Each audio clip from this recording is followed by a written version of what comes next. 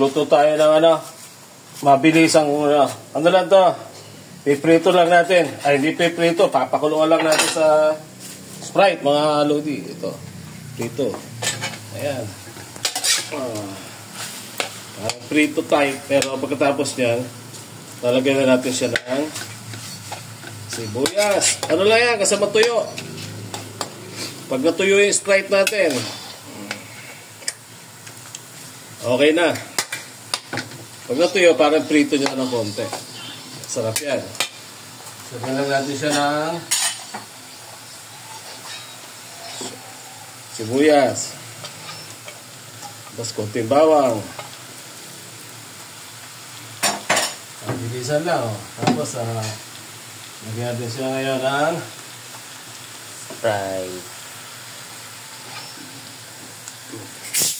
Sprite. Kunti lang muna. Yan, pag natuyo siya sa Sprite na yan, lagyan nyo ng asin. Kunti lang, mga kasang kutsara. Wala natin kutsarang patis. Tapos,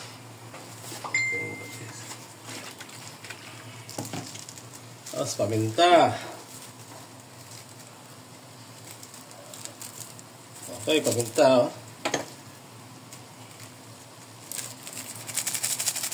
Tapos dyan, antayin lang natin, matuyo yung ating itong Sprite. Pag natuyo na yan, tsaka natin parang iprito. Okay, balikan natin siya after mga kalating oras, mga idol. Ayan, nilagyan natin ng konting toyo, mga lodi. Okay, magluluto muna tayo ng dinuguan ngayon. Wala tayong ride. Dinuguang maraming luya. Maluya kami para hindi ganong malansa. Para siyang tinumis. Ito yung dugo natin. Dami mga lodi. Ayan, gigisa natin ngayon. Ito yung luya natin. Ganyan kadami ang luya. Mga lodi. Sige. May nauna ng konting luya kasi kanina. Mas masarap to kung maraming sili.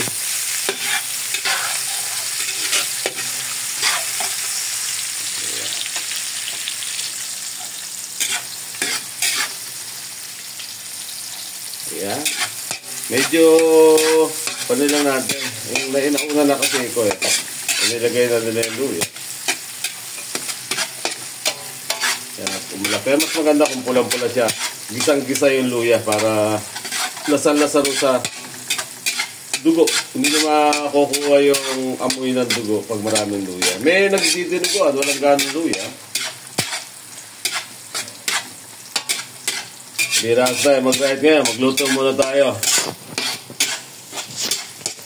Para may upload lang tayo. Para ma-update yung ating oral motto. Bira na kasi siyang ngayon, kung marami sibuyas to, sili, madami, Dapat mas marami pa rito sa sili na to. Kung kaya nyo 2 dakot, mas maganda. Mabango yung dinuguan nyo. Siyempre, may paminta yan. Tapos patis. Ako, minsan, inuuna namin yung aming suka. Pag nag-isa ng gusto yung baboy, suka mo. Tapos suka, at saka nalagyan dugo. Iba naman, nilalagyan na ng suka yung dugo.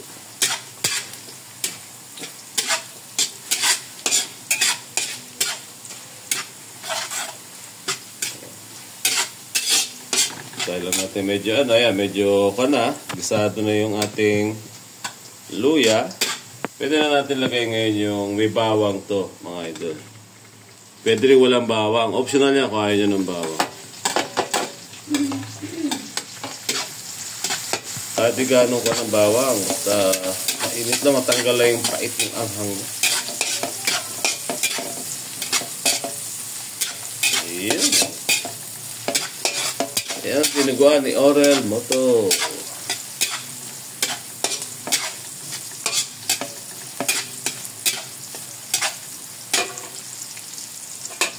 Tapos, sagay na natin sibuyas. Tapos, sabay na rin natin itong ating paminta. Ayan. Para mabango. Ito pala, lalagyan natin ito ng tanglad para hindi rin masyadong kwan.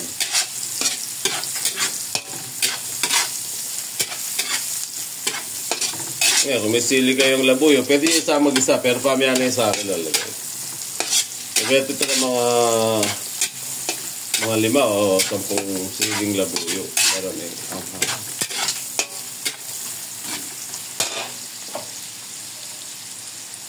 Natin na pa tayo protein luya. Lagyan na natin yan. Sayang yan. Unang tiyan din yan.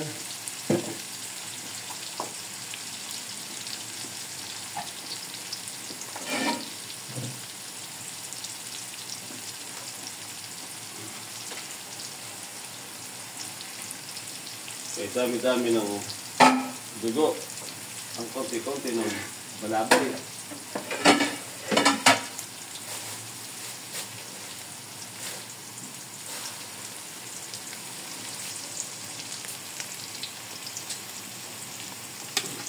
Okay, halo mo lang, Jorel. Halo lang, halo. Halo-halo ilan natin. Nagugas na tayo ng baboy. Ito mga idol. Ito yung baboy natin. Ayan. Tuyo natin ng konti. Ayan. Iprito lang natin ng konti.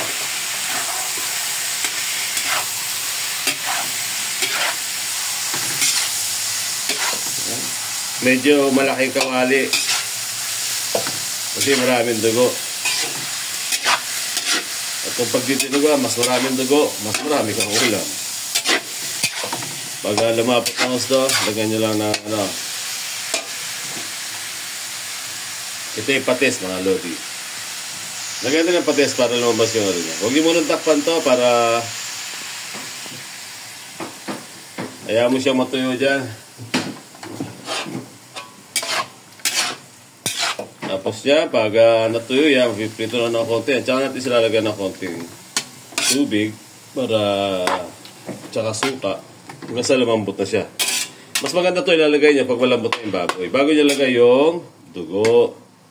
Okay, balikan natin ito after mga kalating oras mga lodi. Piniprito na natin yung ating dinuguan. Medyo prito ng konti mga idol. Prito siya. Hindi naman pritong-prito. Parang sakot siya lang. At halos hindi mo na makita yung ating luya. Sa dami ng luya nilagay dyan. Halos sa isang malaking isang malaking luya. Ngayon, nagyan pa natin siya ng laurel. Para mas bumango. Ayan, dahon laurel. Tapos lagyan ang paminta. Tsaka may konting asin. Kasi parang kulang yung paminta namin. Talagyan din natin siya ng tanglad. Ito, tanglad to. Pero hugasan muna natin. Lagyan natin dami ng tanglad. Takpan ulit natin para medyo masakot siya to. Naman natin makita sa takpan ulit natin. Bago natin lagyan yung tanglad. Okay, okay na, Lagyan na natin ng ngayon ta. Ng suka, mga lodi. Sukaan na natin to. Ito yung suka,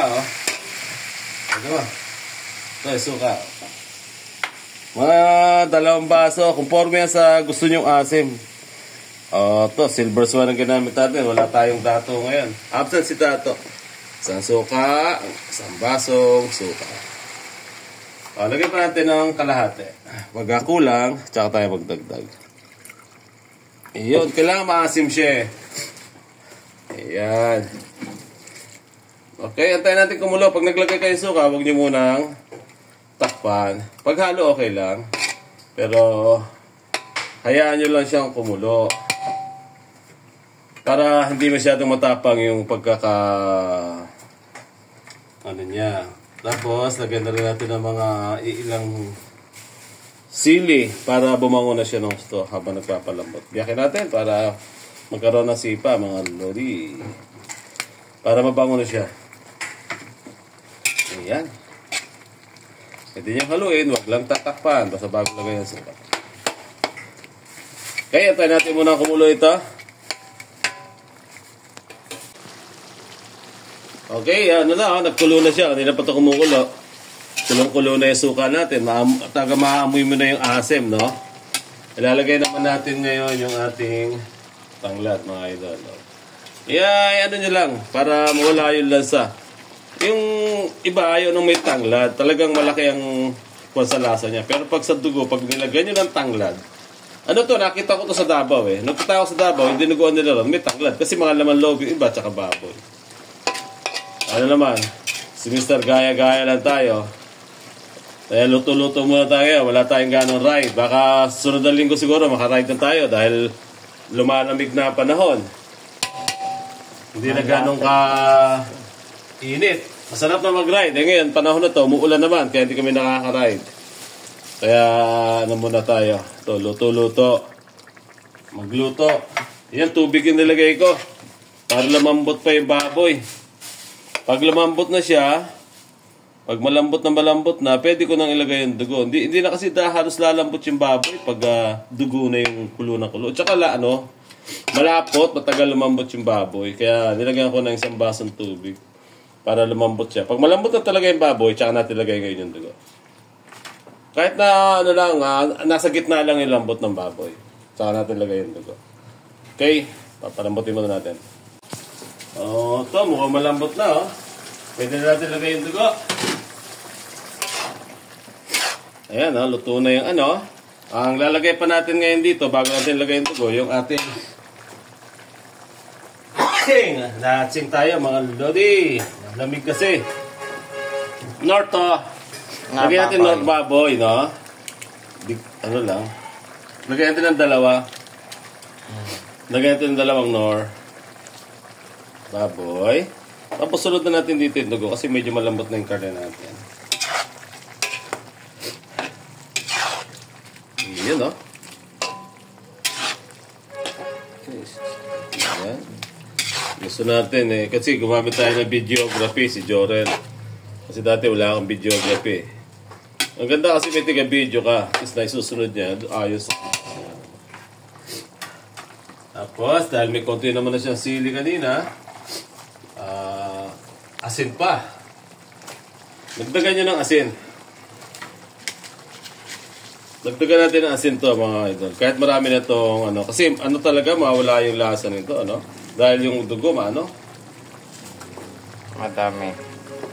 Madami, tsaka pag may dugo, ang nangyayari, napakatabang talaga niya. Ayan, dinuguan, bago lumasa yan, talagang maraming asin.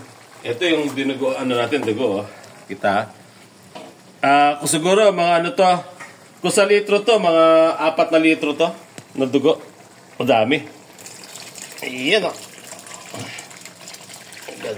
Dugong dugo, wala tayong tigahalo kasi medyo mabigat itong ating dugo. Itong dugo, pwede nyo lagyan ng konting suka, pero may suka naman na yung ating pwede ding wala na. Yung ating baboy kanina, di ba? Tapos yan, talsik, nakaputi pa naman ako.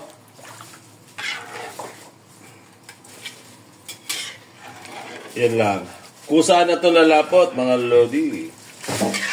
Ayan, Tapos, habang nagpapalapot tayo, pwede nyo na rin lagay yung ating ibang sili. Magpahuli tayo. Ulit? Mahal kasi sili. Pero kung mura, bumili kayo ng madami.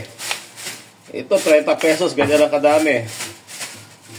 Pero pag mura sili, mas marami. Lagay nyo na sa damakmak na siling panigang. Mabango siya. Mabango siya pag maraming panigang na sili. Antayin lang natin ito lumapot na lumapot. Tapos, meron pa tayo sa lalagay dito. Siyempre, marami itong suka. Ang lalagay natin dito is sugar. Pag medyo, na siya, titipla natin siya ng konting asukal. Okay, balikan ulit natin pagkulunan.